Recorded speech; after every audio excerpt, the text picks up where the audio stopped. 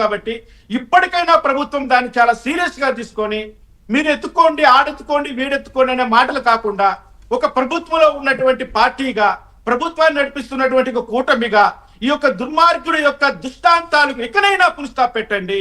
గత మూడు దశాబ్దాల నుంచి పెద్దిరెడ్డి రామచంద్ర అరాచకాలతో ఉమ్మడి చిత్తూరు జిల్లాలోని పేద రైతులు పేదవాళ్ళు అమాయకులు నశించిపోయారు. ఇప్పటికైనా పెట్టండి చెప్తున్నా. ఆయన పెట్టినటువంటి ప్రతి ఒక్క పరిశ్రమ అది ఒక దోపిడీనే. ఈ రోజు యానాది కాలనీని మొత్తం ధ్వంసం చేసి శివశక్తి డైరీ ఫామ్ పెట్టుకున్నాడు, నడిపించుకుంటున్నాడు. అదే విధంగా దేవాదాయ భూములన్నీ కొల్లగొట్టి ఆయన ఈరోజు అనుభవిస్తున్నాడు. దేవాదాయ భూములు అయితే చాలా ఉన్నాయండి. ఇంతకుముందు భానుప్రకాష్ సార్ అడిగారు, నేను కూడా కొన్ని వివరాలు ఇస్తాను. ఈ చిత్తూరు జిల్లాలో మా కంబాలపల్లి ఏరియాలో మదనపల్లి ఏరియాలో ఈ విధంగా ఈ ఏరియాలో జరిగినటువంటి భూ కబ్జాలు కోర్టు కేసులు ఎంతమంది కోర్టుకు వెళ్ళారు, హైకోర్టు ఏం చెప్పింది, ఇక్కడ రెవెన్యూ డివిజనల్ ఆఫీసర్ ఎటువంటి కౌంటర్స్ వేశారు, కలెక్టర్ ఏ కౌంటర్ వేశాడు, జాయింట్ కలెక్టర్ ఎటువంటి కౌంటర్ వేశాడు హైకోర్టులో, ఇవన్నీ కూడా ఒక 300 పేజీల డాక్యుమెంట్ తయారు చేసి నేను నారా లోకేష్ గారి చేతిలో పెట్టానండి. సార్ ఇవన్నీ కూడా అథెంటికేటెడ్ డాక్యుమెంట్స్, అన్ని కూడా ప్రభుత్వం ఒప్పుకున్నవి.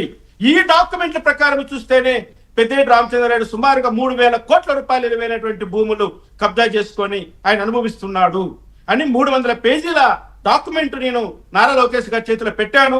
ఆయన చెప్పాడు ఫిబ్రవరి లోపల మేము ఏదో ఒకటి చేస్తాం సార్ అన్నాడు. Yes, thanks to him.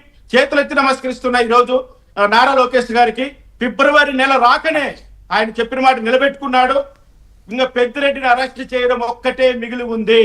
పెద్దిరెడ్డిని arrest చేసి పెద్దిరెడ్డి ఆయన కుటుంబ సభ్యులను ఆ భూములని ఎన్నిక లాక్కొని ఆ ఫారెస్ట్ లో ఉన్నటువంటి ఆ ప్రాంతాన్ని కన్సర్వేటివ్ గా మార్చి వన్యప్రాణులకు మంచినీటి సౌకర్యం కల్పించి వన్యప్రాణుల యొక్క సంఖ్య పెంచేయడానికి ప్రయత్నం చేసి ఈ యొక్క అటవీ శాఖ వాళ్ళు కూడా సమగ్రంగా దాన్ని కాపాడతారనే ఒక నమ్మకం అయితే నాకు కలుగుతోంది వెంకటకృష్ణ గారు.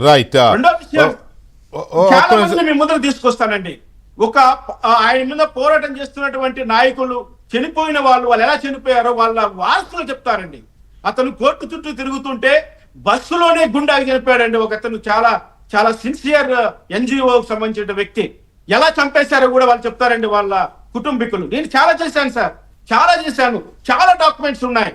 కానీ ఈ రోజు ప్రభుత్వం ముందుకు వచ్చింది కాబట్టి నేను కలెక్టర్ గారిని కలుస్తాను, ఎస్పీ గారిని కలుస్తాను, అదే విధంగా ఆ ఫారెస్ట్ రేంజ్ శారదాబాయి గారిని కూడా కలిసి ఆ డాక్యుమెంట్ అన్ని ఇచ్చి మీరు రిపోర్ట్ తయారు చేసేటప్పుడు ప్రతి ఒక్కటి క్షుణ్ణంగా పరిశీలించండి. ఆయన ఏదో ఆ డాక్యుమెంట్ పెట్టాడని ఈ డాక్యుమెంట్ పెట్టాడని కాదు, ఆ డాక్యుమెంట్ ఎలా క్రియేట్ అయిందో దాన్ని ఎగ్జామిన్ చేయండి.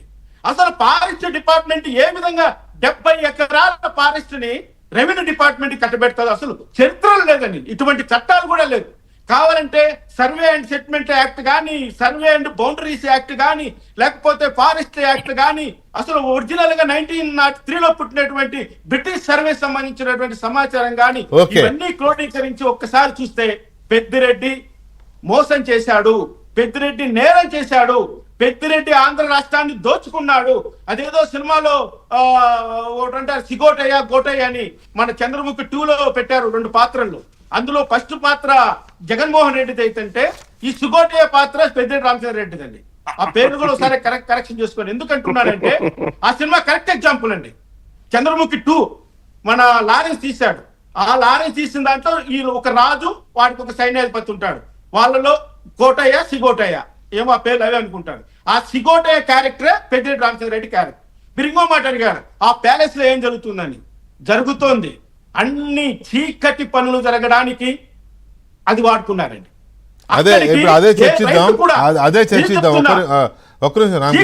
చీకటి పనులు అంటే వాళ్ళకు సపోర్ట్ చేసేటువంటి అధికారులకు, వాళ్ళు సపోర్ట్ చేసేటువంటి ఇతరాత్ర అధికారులకు, ప్రభుత్వంలో ఉన్న వాళ్ళకి, కావలసిన వాళ్ళకి అక్కడ చీకటి భాగవతం నడిపించడం కోసము అంత డీప్ ఏరియాలో ఈ యొక్క గెస్ట్ హౌస్ నిర్మించారండి.